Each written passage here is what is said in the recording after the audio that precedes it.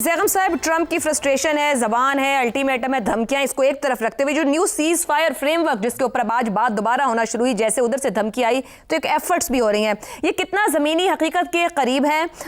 America Iran दोनों के लिए इसमें कितनी कबूलियत और क्या बैक वक्त फौरी जंग बंदी यानी कि सीज फायर और हुर्मुज़ ओपन, क्या ये मुमकिन हो पाएगा? आयशा, ट्रंप की ज़ुबान को भी एक तरफ नहीं रख सकते क्योंकि सिर्फ ज़ुबान की बात नहीं है। जी जी, आप उसकी ज़ुबान को एक तरफ रखते हैं, जो उसने लिखा है उस पर भी अगर तवज्जो दें तो बहुत संजीदा बात है, क्योंकि वो जिस चीज़ की धमकी दे रहा है वो जंगी जराइम है, वो सिविलियन इंफ्रास्ट्रक्चर की धमकी दे रहा है, वो पावर स्टेशंस को बम करने की, ख़त्म करने की धमकी दे रहा है, जिससे अस्पताल चलते हैं, स्कूल चलते हैं, घर चलते हैं, पूरी ज़िंदगी चलती है। वो पुलों को उड़ाने की धमकी दे रहा है जिसके ज़रिए से लोग एक जगह से दूसरी जगह सफ़र करते हैं। देखिए, जो पाकिस्तान ने प्लान दिया है, मेरे ख्याल में वो एक ऐसा प्लान है जिस पे बात आगे बढ़ सकती है और बात आगे बढ़नी चाहिए दो स्टेप्स में। एक पहली बात ये है कि फौरी तौर पे सीज़ फायर हो जाए, ये पहला स्टेप है। उसके बाद अगले 15-20 रोज़ में फॉलो अप प्लान हो।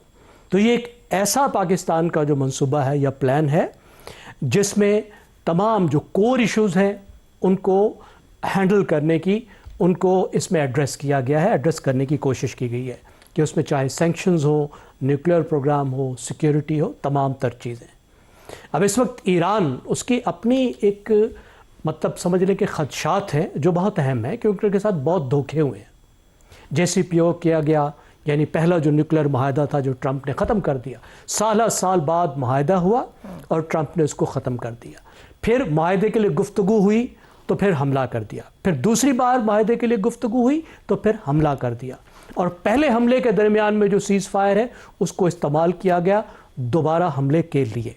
लेकिन जो इस वक्त सूरत हाल है वो ये है कि ईरान ने अपनी डेटरेंस इस्टेब्लिश कर दी है। ये डेटरेंस कहीं नहीं जा रही। ईरान ने ये दिखा दिया है कि वो आबनाए हुर्मुज़ को कंट्रोल करने की सलाहियत रखता है, और वो आबनाए हुर्मुज़ को कंट्रोल कर ले तो फिर ये कोई आसान काम नहीं है कि उससे इस कंट्रोल को वापस लिया जाए। ज़ैगम साहब, कतई कलामी की माजरत, यहाँ एक नुक्ते को मजीद एक्सप्लेन कीजिएगा। आपने कहा कि इस पे बातचीत होनी चाहिए, जो भी निकात सामने आ रहे हैं, मगर यहीं पर ईरान का सबसे बड़ा इतराज़ सामने आता है। वो कहता है कि टेम्पररी सीज फायर जो है, ये कोई पॉज नहीं है, ये रीपोजिशनिंग होती है, और वो ये कह रहा है कि मैंने सीखा है ये गाजा और लेबनान से।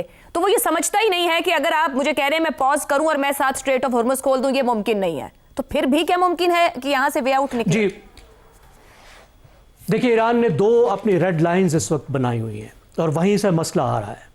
पहली बात तो जैसे आपने कहा कि टेम्परेरी और टैक्टिकल सीज़ फायर, वो कहते हैं इसको नहीं मैं मानता, मुकम्मल हल होना चाहिए, मुकम्मल मसला हल होना चाहिए ताकि दोबारा मेरे ऊपर हमला ना हो, कोई गारंटी होनी चाहिए। आप अगर उसकी 5 शराइत देखें जो वो पहले दे चुका है तो उसमें वो गारंटी मांग रहा है इस बात की कि दोबारा मुझ पे हमला नहीं होगा, जो इसी बात में शामिल है कि टेम्परेरी नहीं, मुकम्मल तौर पे ख़त्म हो।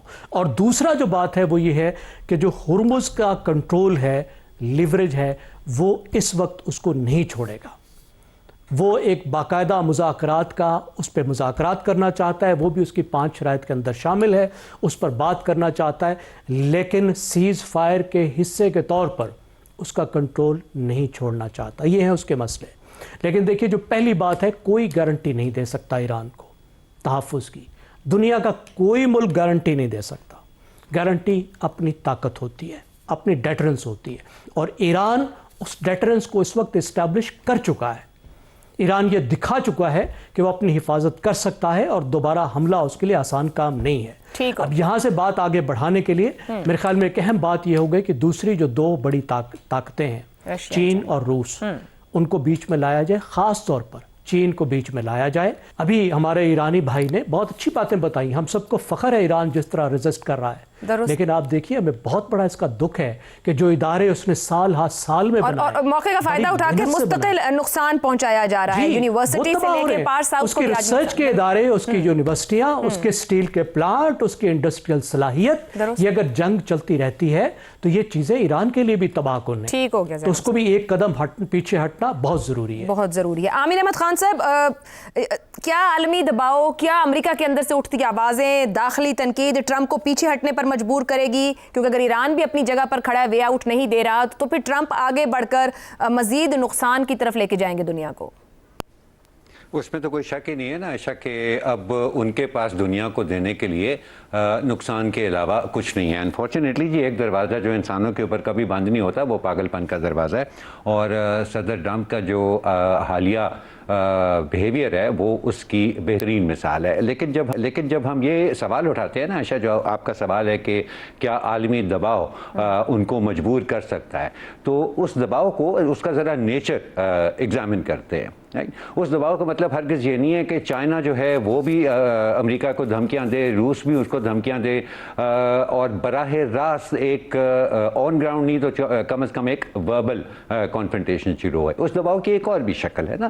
اب دیکھیں کہ اسٹیٹ آف ہرمز میں ایران جو ہے وہ بڑی کلیورلی اپنے کارڈز کھیل رہا ہے. کیا کہہ رہا ہے وہ دنیا کو؟ وہ کہہ رہا ہے کہ جی جس نے نکلنا ہے یہاں سے, جو اپنے جہاز نکالنا چاہتا ہے وہ براہ راست ہم سے بات کرے, وہ چھوڑے نا اوور آل سچویشن کے اندر جو بھی ہے.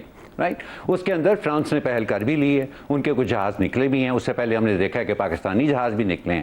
اب اگر زیادہ سے زیادہ ممالک جن کی کوئی ڈپینڈنس ہے اسٹیٹ آف ہرمز کے اوپر, اب وہ ایران سے براہ راست بات کرنا شروع ہو جاتے ہیں اور ان کے جہاز وہاں سے نکلنا شروع ہو جاتے ہیں, تو یہ in it self by it self ایک نئی ریالٹی کریٹ ہو رہی ہے وہاں پر, اور over a period of time وہ ریالٹی جو ہے وہ پریشر بنائے گی, کیونکہ یہ اسٹیٹ آف ہرمز جو ہے وہ باقی کی دنیا تھوڑے سے وقت گزرنے کے بعد یہ کہہ سکتی ہے کہ جی کھلی ہے, ہمارے لیے تو کھلی ہے اسٹیٹ آف ہرمز, اب پتہ نہیں امریکہ کا کیا مطالبہ ہے اور وہ کیا چاہتا ہے کہ وہ کیوں کھل لیں. تو اس طرح سے انڈائریکٹلی یہ گلوبل پریشر بلڈ کرنے کے بہت سے طریقے ہیں, جس کے دوران امریکہ کے اندر جو آلریڈی ان کے اوپر پریشر بن رہا ہے اس میں بھی بدتریج اضافہ ہو سکتا ہے. لیکن دیکھیں ایک لمبا ٹائم فریم درکار ہے نا یہاں پہ, جو امیجیٹ ان ساری چیزوں کے لیے ایک لمبا ٹائم فریم درکار ہے. یہاں پہ جو ایک امیجیٹ کرائسس آیا ہوا ہے, وہ ڈونلڈ ٹرمپ جس طرح کی شخصیت ہے ان کو کوئی لاسٹ ہررا چاہیے اس جنگ کو سمیٹنے کے لیے یا جنگ بندی کا اعلان کرنے کے لیے, ان کو کوئی بڑا مارکا چاہیے.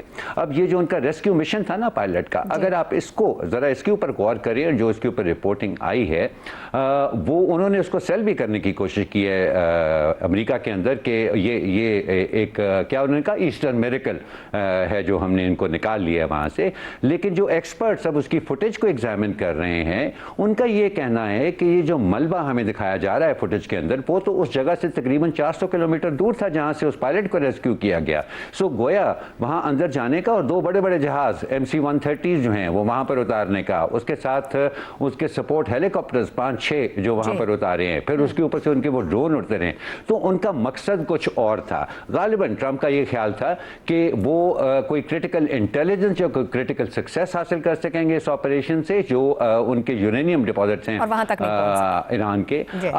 اب جب وہ بھی نہیں ہو سکا تو اب تھنک ان کی ڈیسپریشن کا لیول بہت ہی بڑھ گیا ہے. سو ان دا نیئر فیوچر یہ کافی بہت ہی زیادہ خطرناک صورتحال ہوگی اگر آپ شارٹ ٹرم میں دیکھیں.